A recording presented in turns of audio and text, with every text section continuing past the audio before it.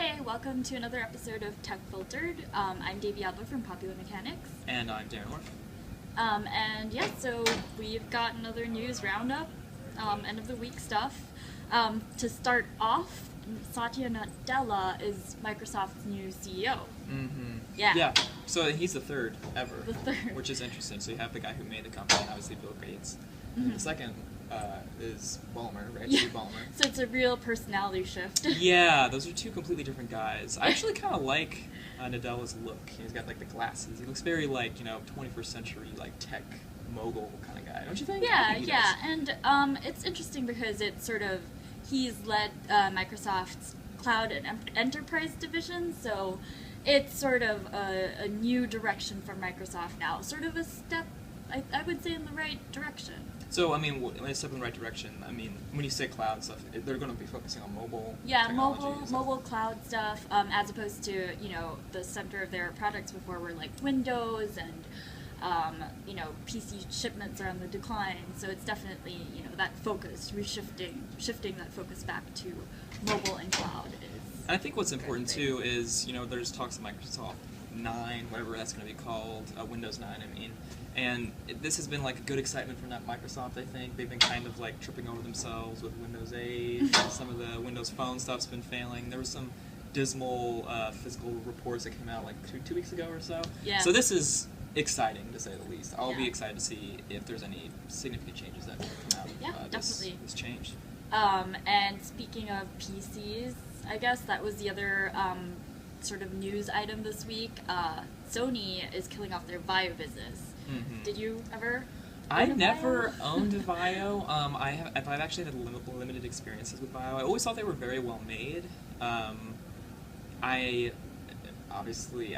like to use Macs. So and I've been with Macs for 7 years or something. So I haven't had a lot of hands-on with it.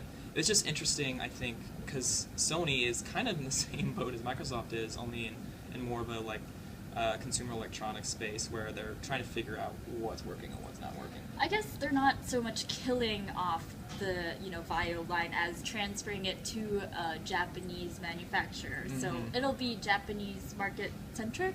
So there's that. My mom used to have a Vaio, and that was the early really good PC. So I feel like they were that known. Nostalgia was notable for a lot of people. Yeah, I think they were known for being well made. I think they were maybe a little bit expensive, which is true of most of Sony's things. Yeah.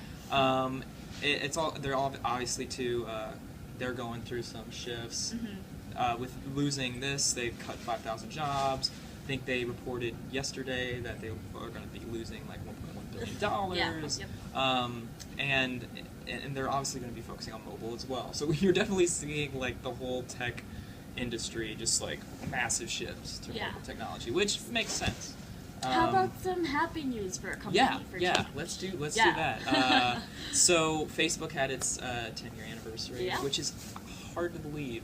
10 years. It's hard to believe. I was not on the boat in 2004 when it started. It took me a couple years to actually Same here, I think. to join, But there was that feature that came out with the anniversary, the look back, which sort of lets you see your time on Facebook. It's like an automated video, but people have been sort of saying that it picked out pretty good events, and it was a well-made video for something that was automated. And you can actually edit that now. You can pick the things you want, pick the comments you want. Mine was okay. I didn't mind mine. But other than that, Facebook, it's interesting, on the eve of their birthday, released an app called Paper, which is an iOS-only app.